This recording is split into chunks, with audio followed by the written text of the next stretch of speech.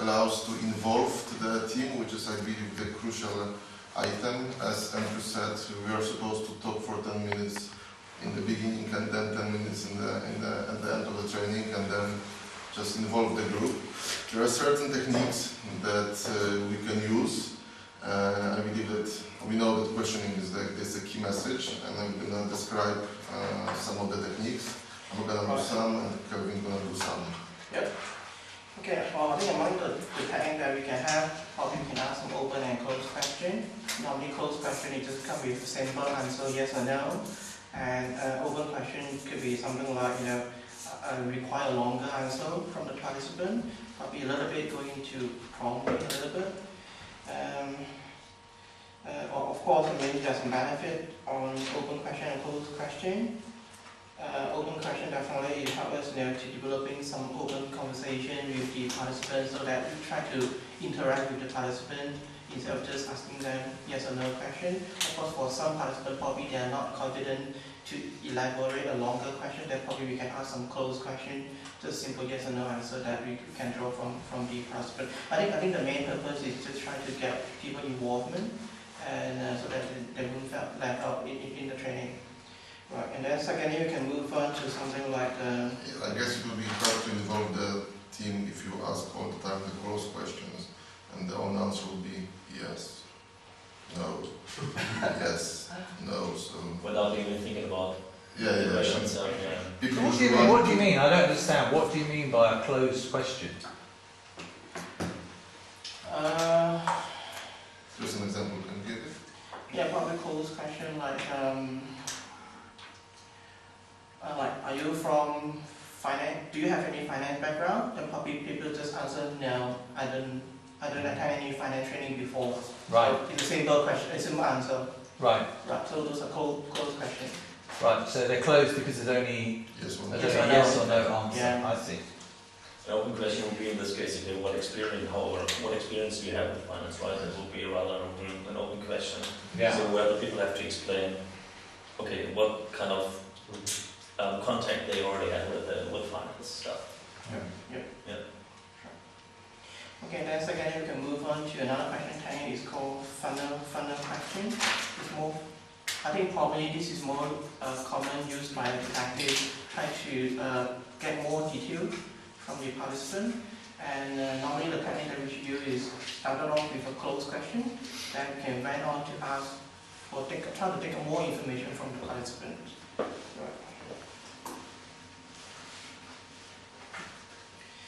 Yeah, and then the next one is something similar to funnel question as well. It's going to a prompting question. So it's more like also taking up more detail from the participant as well. And yeah, I think some of the techniques that we can use is really ask question like, what exactly do you mean by you did well and we are considered profitable? And probably we can ask those questions because to certain people, profitable probably they convinced that 5% operating income is considered good, but probably that is even below Mattel average. So probably to some people they think that it has to be above 12.5%, that's considered good. So it really depends on people. Yeah, so we can go into more exact question. Yeah, and then the rest. I'll pass it on to Richard. The next, so the following we're going to discuss: rhetorical questions, leading questions, Raffles, neighbor questions, and overhead questions, which has nothing to do with the overheads for the finance. Rhetorical questions, I guess everybody are aware what a rhetorical question is. It's the question that we don't really expect an answer.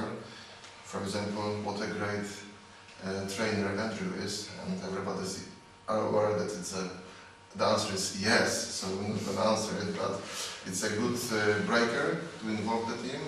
It's also a good technique. Oh, I'm so sorry about that. It's also a good technique to engage the listeners, and that's what this technique is used.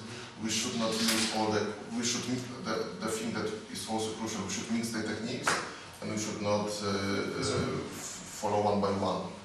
Also, the next one that we're going to discuss is the leading questions. Leading questions are very useful because we can lead people to the certain answer that we want. So, for example, that example was given was quite good. The question that gives an assumption, yes? How late do you think the project will deliver?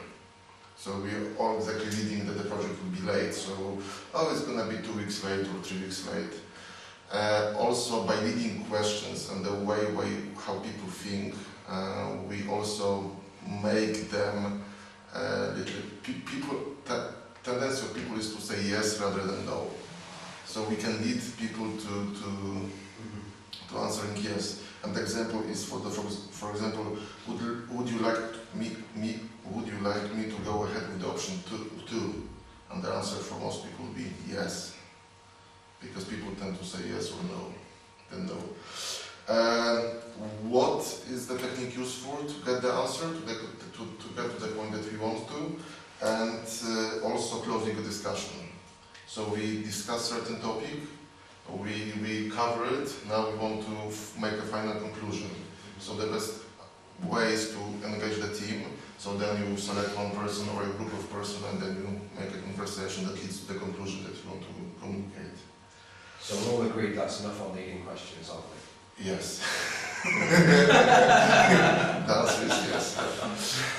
The following, the next technique is the rifle sniper questions. It's mostly used to bring the attention. For example, you have people that suddenly start bored after 15 minutes and you need to make them act and make them listen and so on. So there's a rifle question that is direct to that person or that group.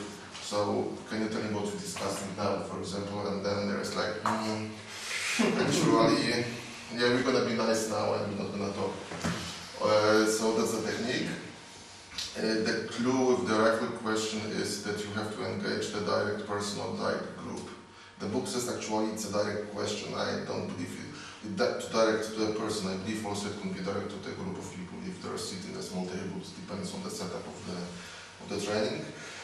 And the last but not least is the overhead questions that has nothing to do with the overheads. It's a very generic question that is given to the team, to the participants. I guess it would be most useful to engage when you enter the new topic. So guys, what do you know about finance? Or have you ever had experience with the price exceptions? And then they can say, yeah, we had. It's like an entrance technique that we can involve the group. What is important about overhead questions, because they are quite tough on the team, because suddenly they need to talk about the subject that they have really no clue. It's not to throw a lot of them at the same time. So not to have one overhead question after another one. So can you please please tell me what you know about MCAM, and then can you please tell me what is the MCAM margin and how do you calculate it?